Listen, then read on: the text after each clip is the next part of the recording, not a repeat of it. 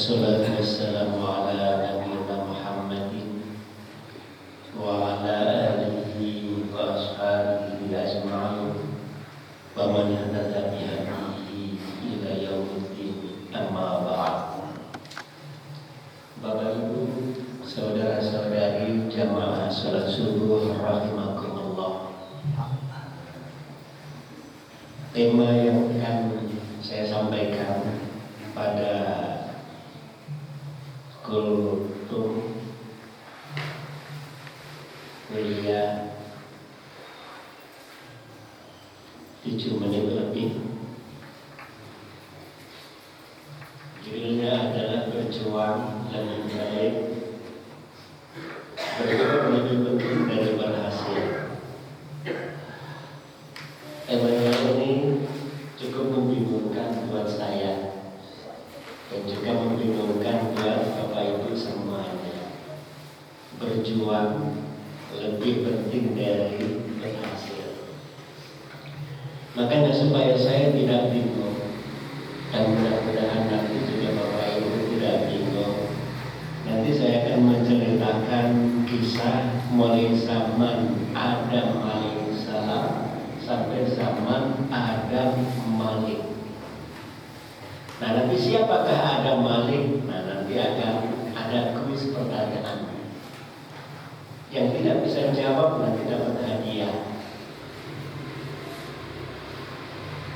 Bapak Ibu rahimakumullah.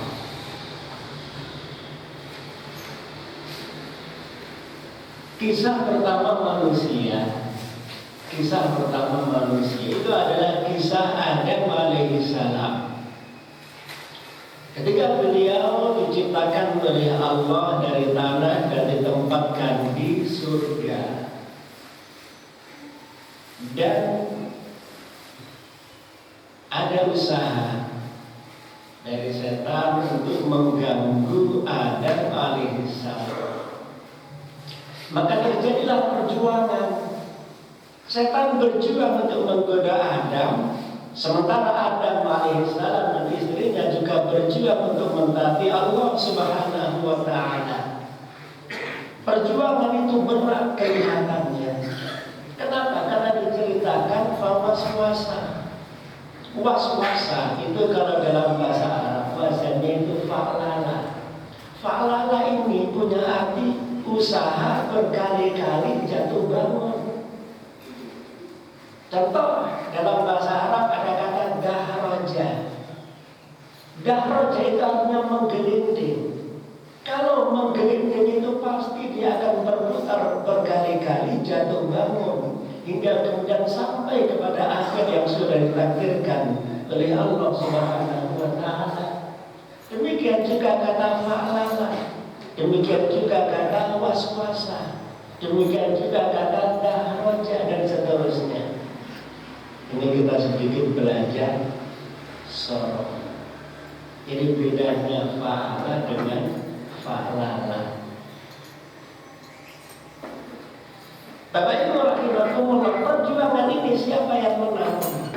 Nah, ternyata adalah yang menang setan. Maka Adam dan istrinya tergoda, dan akhirnya Allah Subhanahu wa ta'ala mengeluarkan Adam dan istrinya dari surga. Tapi ternyata Bapak Ibu, iblis yang sudah sangat profesional menggoda manusia, karena memang pekerjaannya, belajarnya cuma satu. Sejak zaman Adam alaihissalam sampai zaman Adam Malik, dia profesional, linear belajarnya, dan pekerjaannya juga linear. Terus sejak zaman Nabi Adam sampai sekarang pun memang pekerjaannya itu menggoda manusia. Tapi ternyata apa? Setan ini cerdas dalam berjuang, tapi dia tidak pernah memikirkan efek samping, efek depan. Apa nanti akibat dari keberhasilan yang menggoda manusia itu setan tidak pernah mikir. Kenapa?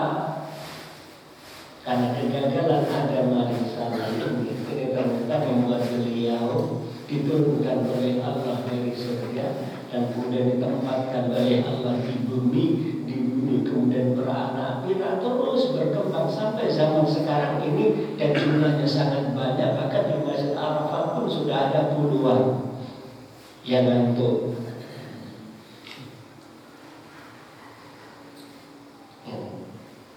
Dan selanjutnya jika ada kisah Qabil dan Habil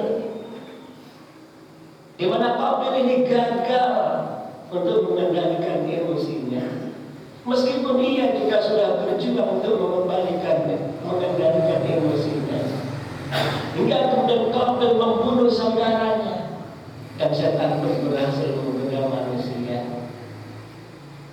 Tapi setan tidak mikir nanti efeknya bagaimana kalau dia berhasil. Yang terjadi adalah selesai Qabil membunuh saudaranya, Allah Subhanahu wa Ta'ala mengajarkan kepada Qabil bagaimana cara memakamkan jasad manusia. Maka Qabil meskipun dia dosa membunuh saudaranya, tapi ternyata dia mendapatkan pelajaran dan kemudian dia pun mengajarkan kepada manusia bagaimana cara mengubur jenazah.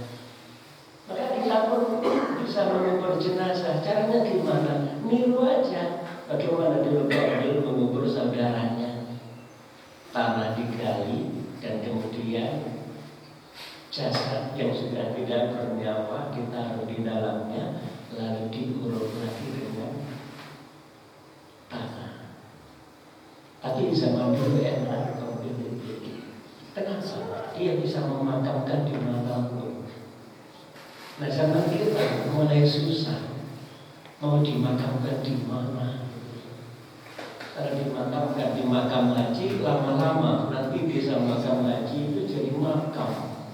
Hajinya tergusur. Kenapa? Karena saking banyaknya makam. Dan Bapak Ibu nanti tinggal nunggu. Itu makam haji nanti akan berubah jadi desa makam. Kenapa? Karena semuanya digejing. Jadi yang dulu masih asli, nah sementara yang mau dimakamkan sudah siap-siap.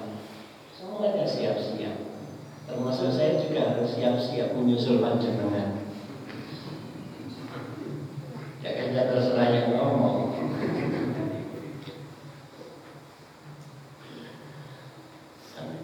Nah kisah selanjutnya,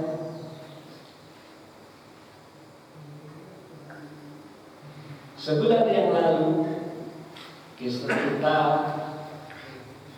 pasti mendengar bagaimana prosesi ibadah haji. Salah satu ibadah haji itu ada namanya sa'i, lari-lari kecil antara Safa dan Marwah. Kisah sa'i ini adalah kisah perjuangan dari Bunda Hajar ketika ia berjuang untuk mencari air. Beliau berjuang dengan cara yang sama dan dengan cara yang sama ia berjuang. Tapi apakah gagal perjuangannya? Iya, perjuangannya memang gagal. Dari Safa ia ke Marwah 1 kali, dari Marwah ke Safa 1 kali, sampai 7 kali.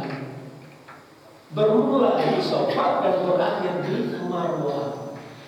Tapi sampai sekarang juga masih ada orang sa'i bermula di Safa dan berhenti di Safa. Kenapa? Karena dia mengikuti rute balap mobil dan balap motor. Kalau balap motor, teman saya itu Rossi, ya seperti itu memang. Saya kenal baik dengan Rossi ini, tapi dia tidak kenal saya. Nah kalau balap motor ya berawal dan berakhir di tempat yang sama. Tapi kalau sa'i Safa Marwah enggak, berawal dan berakhir di tempat yang berlawanan. Jadi perjuangan Bunda Hajar mencari air ini gagal. Tapi Allah memberikan keberhasilan melalui manusia yang sangat lemah, Nabi namanya Ismail alaihissalam.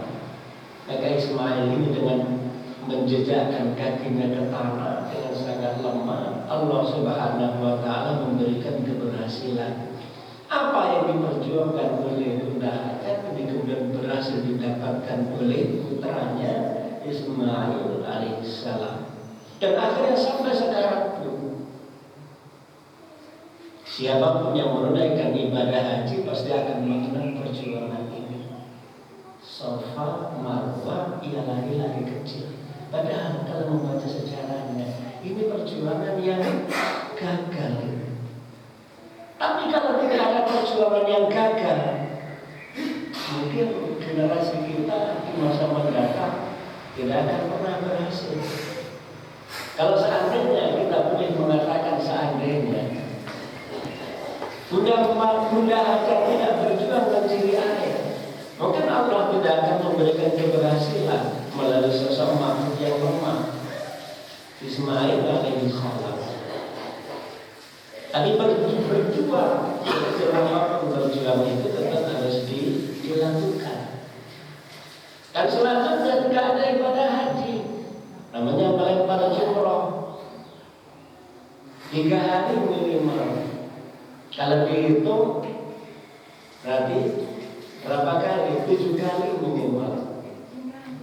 7 kali 7 tempat minimal.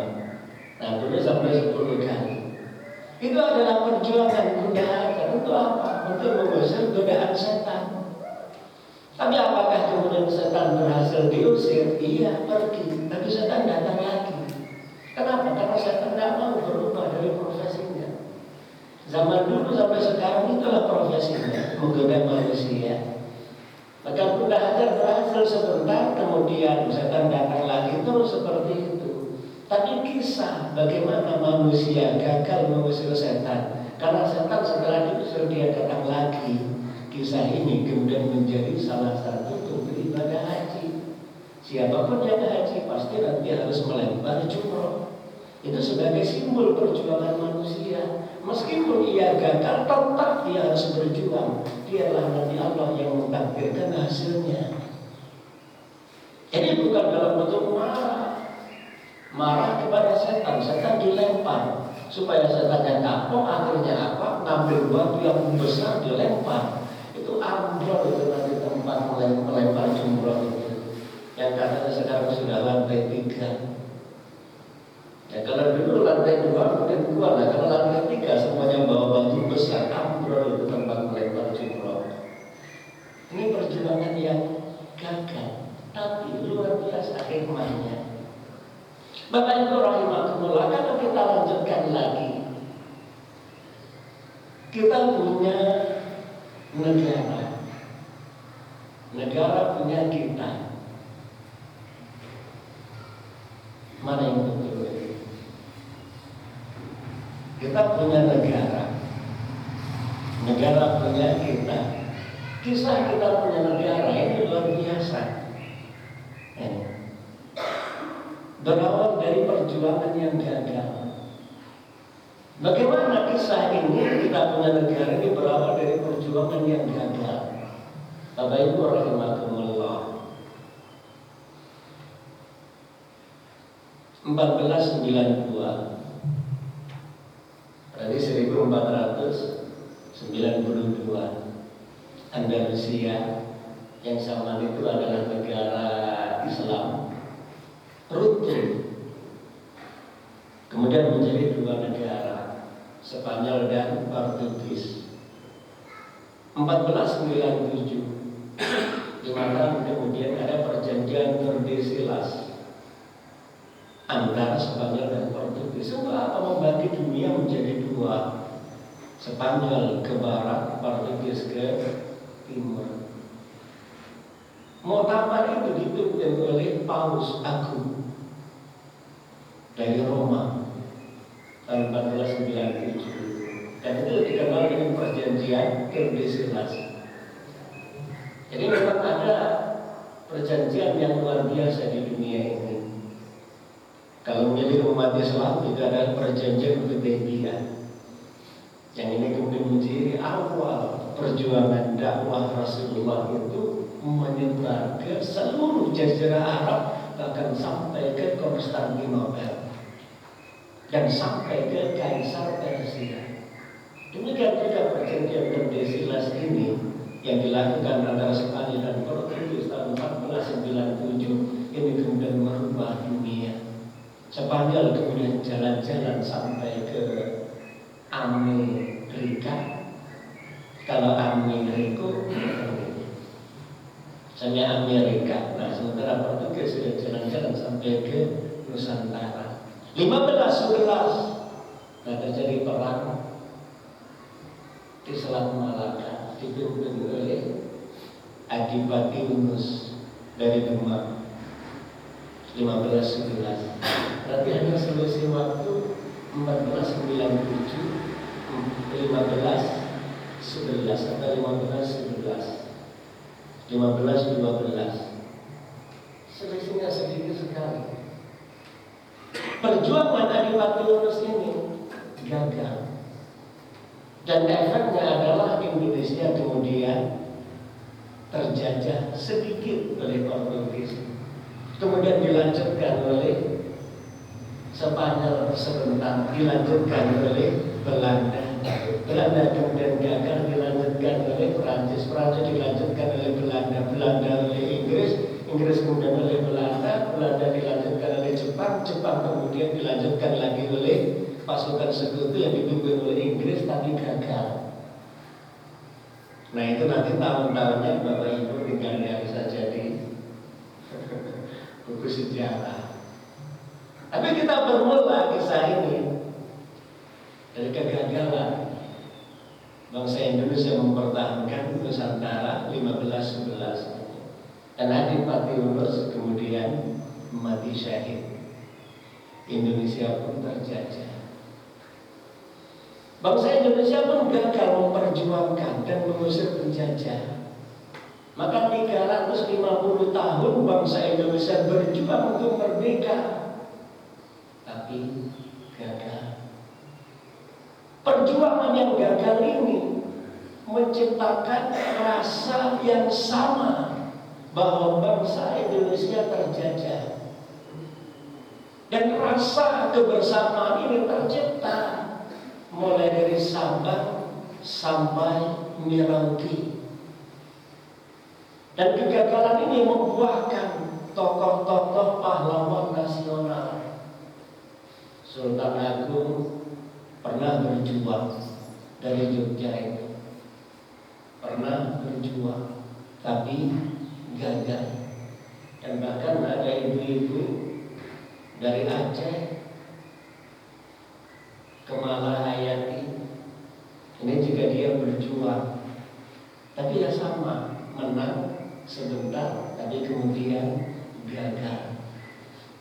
Sampai kemudian ada perjuangan Pangeran Diponegoro, yang perjuangannya itu ya sebentar sih, hanya 5 menit, 1825 sampai 1830. 5 menit perjuangan.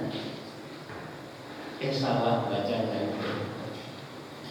Tahun 1825 sampai 1830 perjuangan Pangeran Diponegoro dan yang lain-lain.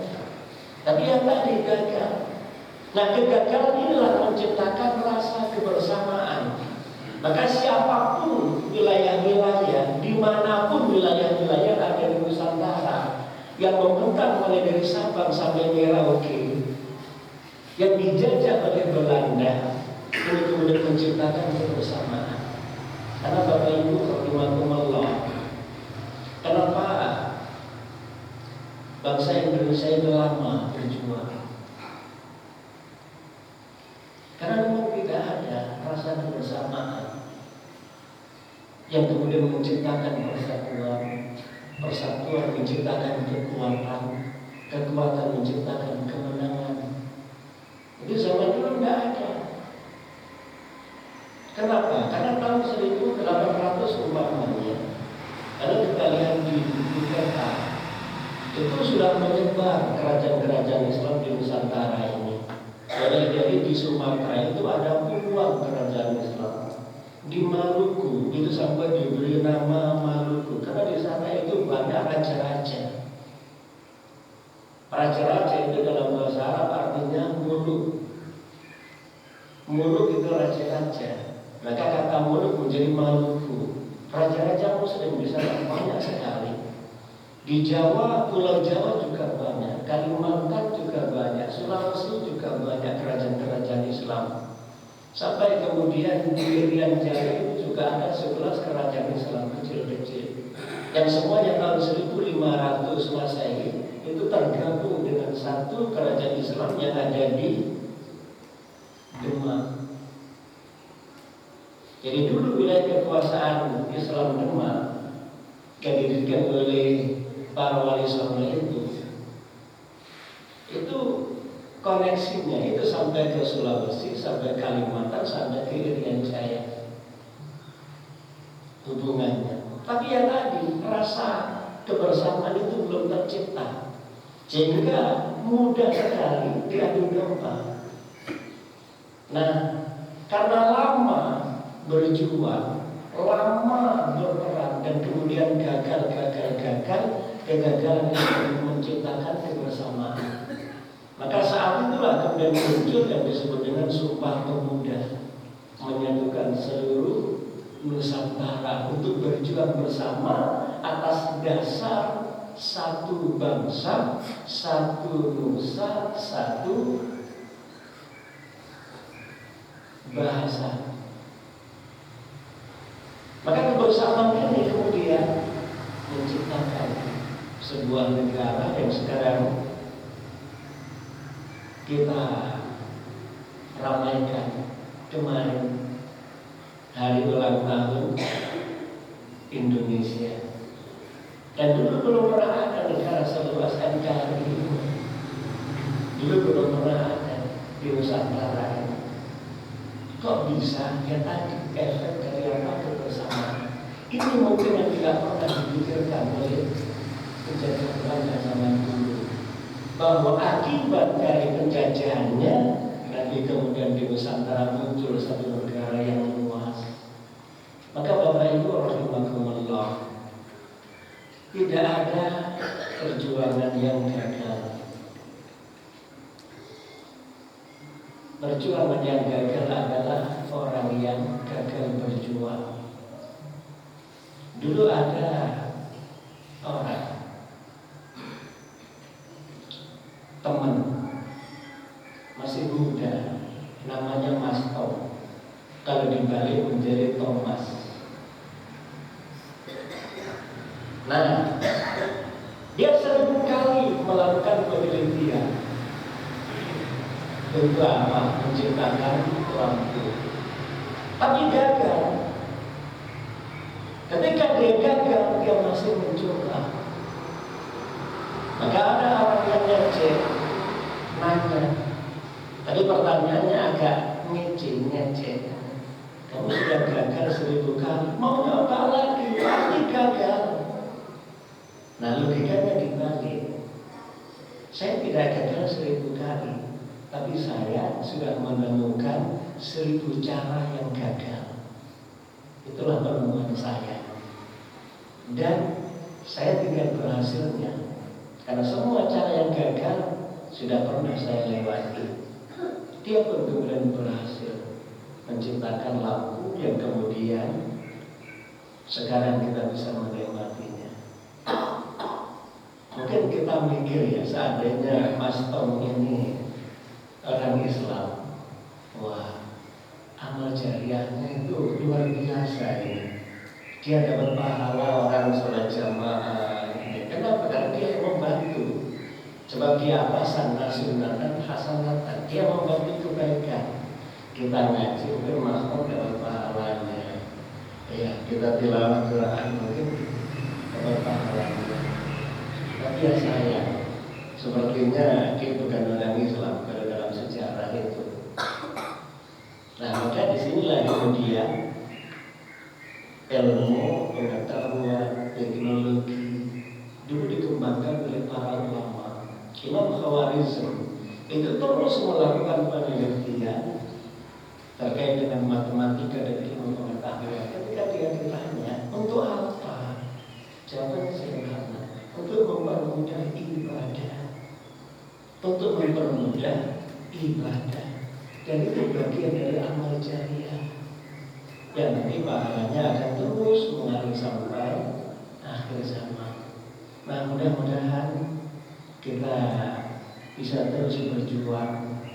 Kalau kita berjuang dan mungkin kita tidak merasakan hasilnya, maka kita tetap yakin, tetap optimis. Perjuangan pasti ada hasilnya. Kalau kita tidak merasakan, maka nanti insya Allah anak-anak kita, keturunan kita nanti akan merasakan. Orang tua zaman dulu itu nanam pohon kurma. Kurma ini bisa berbuah butuh waktu 20 tahun lebih. Ada orang lewat, Mbak, kapan Mbak nanti menikmati hasil kurma ini? Ini kurma, nanti hasilnya itu butuh waktu 20 tahun. Maka dengan tenang Mbak itu menjawab, saya bisa makan kurma itu karena bapak saya nanam dulu. Nah, saya akan nanam supaya anak cucu saya nanti bisa panen. Maka dengan kabupaten mendapat kelututan. Assalamualaikum warahmatullahi wabarakatuh.